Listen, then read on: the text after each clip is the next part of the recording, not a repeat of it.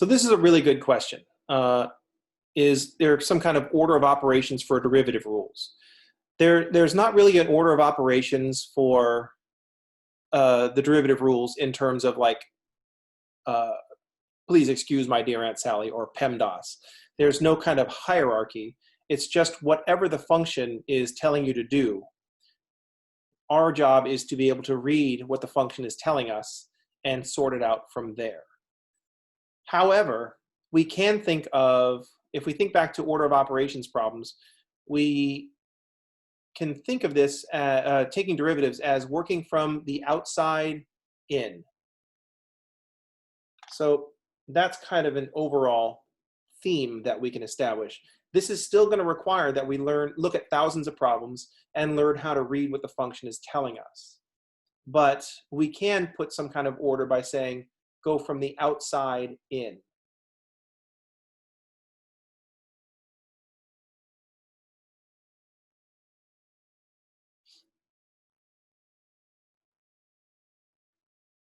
So we could kind of establish this order loosely described as the outside in.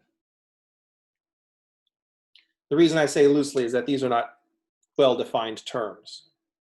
So if we look at an example, if we have, say, the sine of 5x squared. So this, our read on this is that the 5x squared is inside the sine. So the last thing that happens is the sine. So that's the first rule. That's the first thing that tells us what rule to use.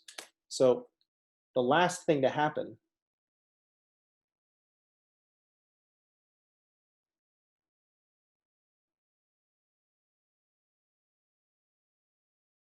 so the first derivative we take is that sine.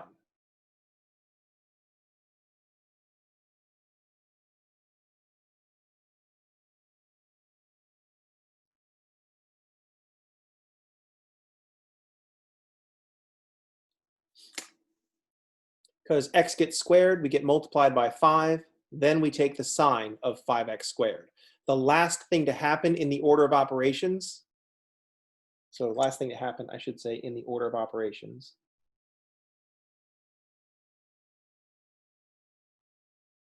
is that we took the sine. So that's our first derivative that we find, and then we're not taking the derivative of just x, so chain rule, because chain rule is always in play.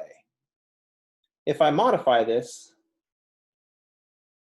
if I have still the sine of 5x squared, but now it's getting multiplied by, say, e to the 7x, if we think about the order of operations here, we have to take x multiplied by 7 and make it the power of e. Then separately, we have to take x, square it, multiply by 5, then take the sine. So the last thing to happen is multiplying the exponential and the trigonometric. The last thing that happened is this multiplication.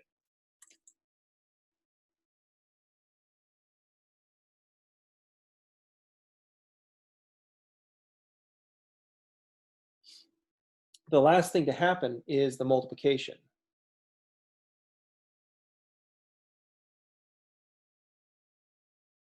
The e to the e function times a sine.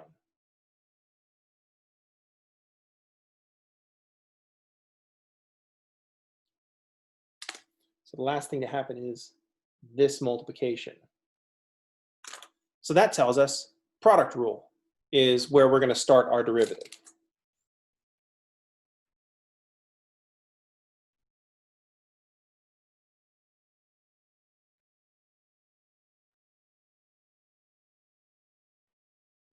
So that tells us that the derivative should start with the product rule.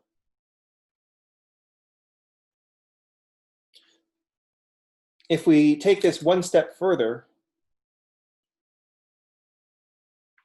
let's suppose that we take the square root of this whole thing, e to the 7x times sine of 5x squared.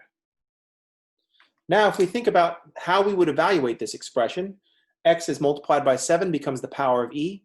Then separately, an x gets squared multiplied by 5, and then we take the sine, and then we multiply the exponential and trigonometric. And then we take the square root of the whole thing. So in this case, the last thing to happen was the square root.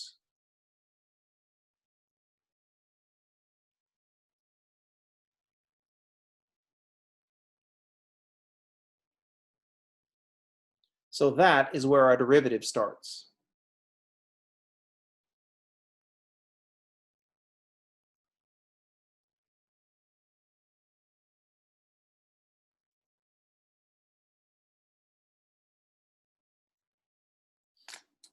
So we'd start with the derivative of start with the derivative of the square root.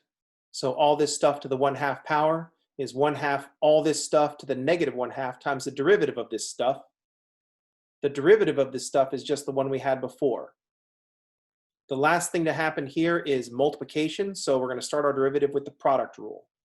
When we do the product rule, we have to do the derivative of the first, which is a chain rule, times the second, plus the first times the derivative of the second, which is another chain rule.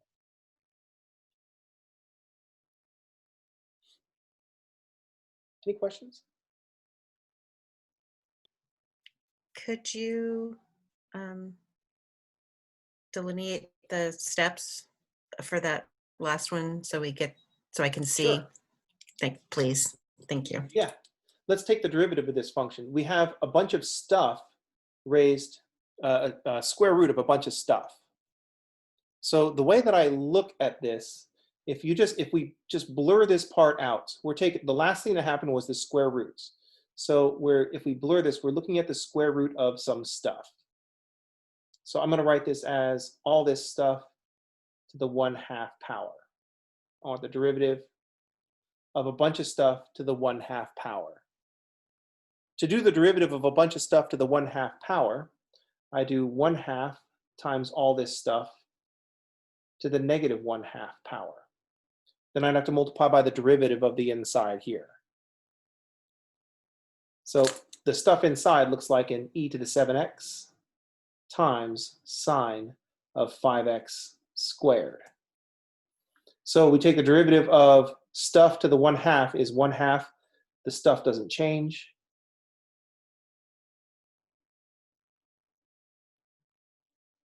Then we'd have to multiply by the derivative of the inside. The inside here is like the one above, and so the last thing that happened was the multiplication, so we're going to use the product rule. So this multiplication right here says product rule.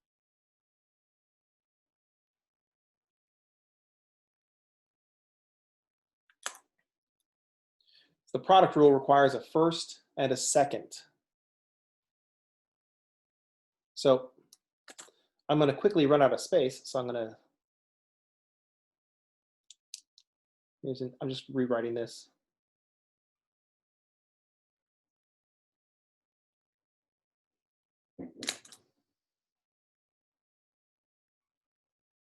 Now we're going to multiply by the derivative of the inside using the product rule. So this says use product rule.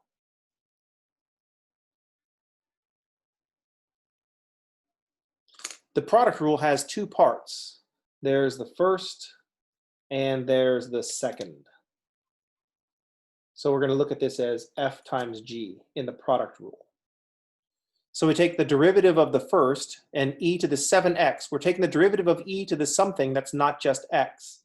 So the derivative of e to the 7x is e to the 7x times the derivative of the inside, which is 7. So that's f prime. And then it gets multiplied by g, which is just sine of 5x squared. Product rule says plus f times g prime. So I'm just going to write f e to the 7x times g prime. The derivative of sine of 5x squared, that's the last thing that happened in just this factor is the sine. So that's where we start our derivatives. The derivative of sine of something is cosine of that thing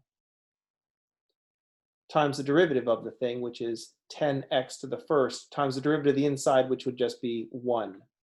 And so there's our g prime. So there's f prime g plus fg prime. And now we've gone all the way down to taking the derivatives of the inside, the 7x, the derivative of the 5x squared is the 10x. So that would be the derivative of the inside for this function to the 1/2 power.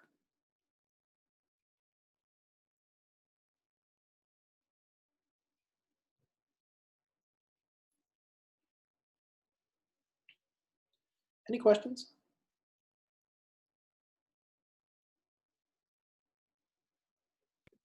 And then what's the proper way to list that monstrosity? Just as it is. Oh, okay. There's some stuff that we could do, like there's an e to the 7x to the negative 1/2. I could factor out an e to the 7x and have a square root of 7x, but if we think about the purpose, of me asking you to do this is, can you parse out what happens in this function and then apply derivative rules to that? In which case, I would prefer to see this. I would prefer to see this kind of raw, unedited footage. Because this clearly shows me what you were thinking about doing. You read this as 1/2 this stuff to the negative 1/2, that stuff didn't change.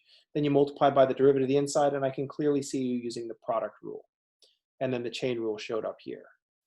The extra times 1 at the end is that when we take the derivative of 5x squared, it's 2 times 5x to the 1, and then the derivative of the inside is just 1. Because the chain rule is always in effect.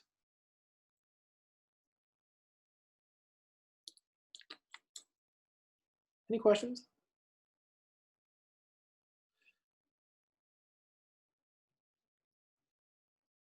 So there are things that we could do to simplify this expression, but it would be fairly dependent upon how we want the expression to look.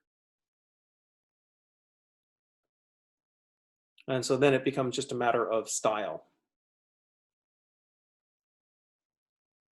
And unlike,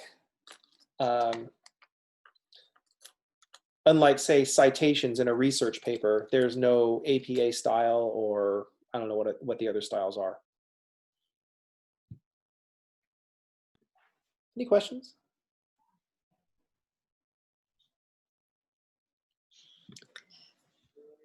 Does the 10x at the bottom, at the end, would that go like correctly? You would put that in front of one of the e to the 7x's, right? Yeah, looking at just this term, Mm-hmm. the 10x would be the best candidate for going first. So the better order for this term would be, say, 10x, then e to the 7x, then the cosine of 5x squared. This would be everyone's favorite order. We'd want the polynomial to go first, then the exponential, because the exponential has a superscript, then the cosine. Since there's a lot going on, definitely put parentheses around your cosine of 5x squared.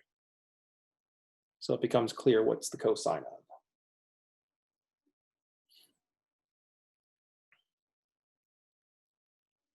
This one actually came out in the nice order. But the most important parentheses are these parentheses here, because there's a plus. If you're going to forget a set of parentheses, these are going to be the parentheses that you forget.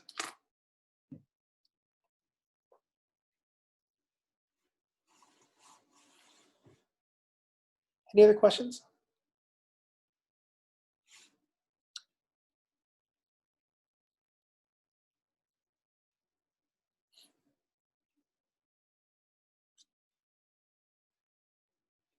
All right, let's pause the video here. Talk about some more problems.